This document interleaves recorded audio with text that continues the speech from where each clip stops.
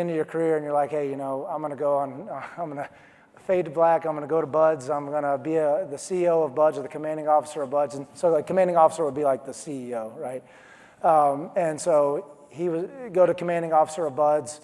You're going to live that 2 or 3 year billet and then retire and do magnificent things on the civilian sector. Well, I think the command had a little different story to tell. So during this time, this was a very unique situation for us, and there was a lot of pressure while he was overseeing Buds as the CEO from Congress to make changes. There was a lot of pressure to make changes in our training cycles and to change the standard to which everybody in this room, from Hendo to me to Brad, have gone through. And it's a very unique deal. And as a SEAL myself, I'm super curious. How did you hold the line? When you have Congress and the President and the Senate and you name it, pushing an agenda onto you and creating that unneeded pressure to do something that maybe doesn't fit to what we historically have done, how did you look at that and say, I'm going to hold the line here? The standard's the standard. And it doesn't matter what the outside noise is saying. Yeah. The inside outputs are for a reason. Mm-hmm. Yeah, I would start with, as leaders, we have to know which of our principles we will be unyielding about. We have to be thinking about that. Life is compromise. We're all going to end up compromising certain priorities, certain principles, certain values all the time. It happens every day. That's okay. We should have some non-negotiables as leaders, and we should know what those are. There are things I will not yield on, no matter what the cost is, because it means that much to us as an individual, but also it means that much to the brand. Whatever your organization is, whatever your brand is, that means something. You as presidents, as CEOs, as whatever role you serve, you've built that brand to matter, to carry a reputation. And usually that's not based on greed as much as it is values, a service, some principles. Most people on their portal site have their principles, right? Integrity, these are things that matter to us. If you compromise the very principles which define your brand and your reputation, well then you've destroyed yourself. It's organizational suicide.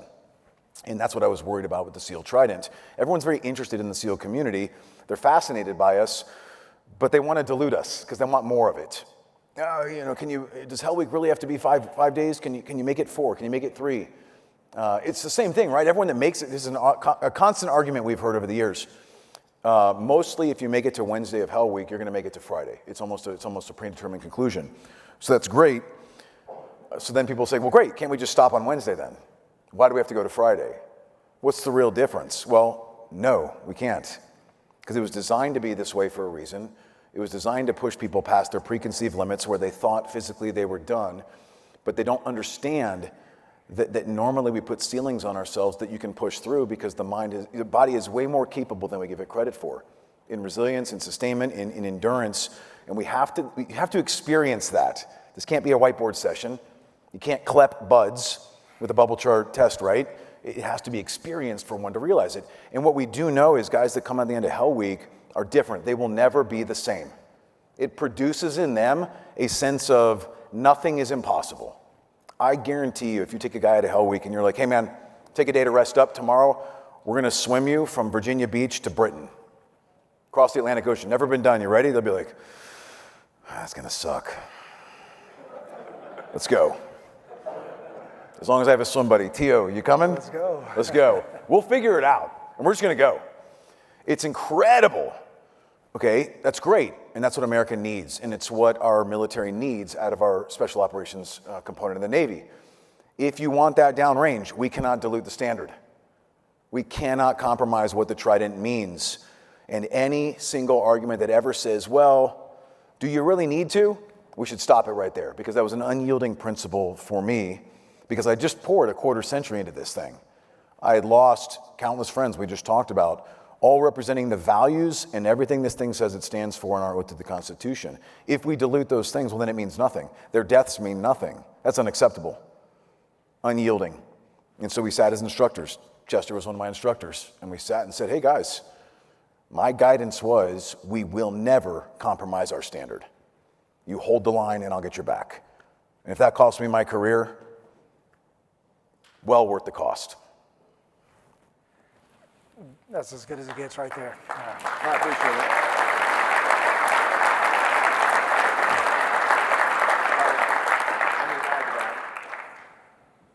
Let me add to that, I had great leaders above me that backed me as well during that time period. Obviously, it all fell apart later. That's okay. Everything happens for a reason. But during that time, we had some phenomenal leaders. Quick side story, because we taught this the other night, and it was funny.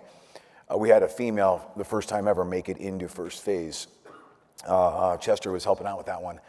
And we were very careful because we knew all eyes were on us. How's this going to go? What's going to happen? Are guys just going to run her out of the program? Absolutely not. You talk about professionalism. Our instructor cadre in that tenure hit a high water mark for professionalism and trustworthiness, 100%. And I know that for a fact. And so I said, hey, dudes, just hold the standard. That's it. Treat her like everyone else. That's all I'm asking for you to do. We believe in equality of opportunity, not equity. There's a big difference. And she will be treated as an equal. And if she meets the standard, great. We'll accept her into the teams. So she ended up quitting. It was great. Solid woman, phenomenal, just total stud. We had a lot of debrief talking points as she and I hashed things out.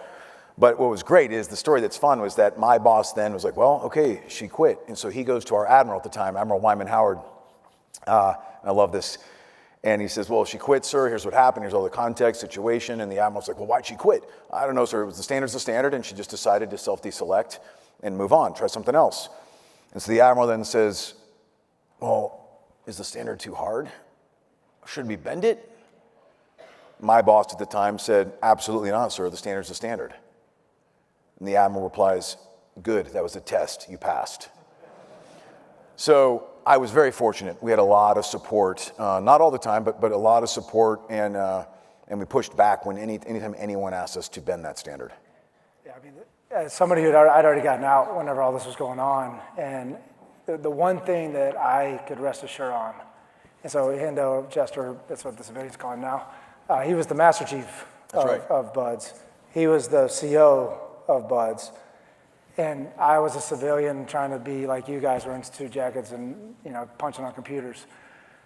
The one thing that I knew for a fact is they were going to hold the line, and it matters. So that's a call out to you guys there. Thanks to you. And just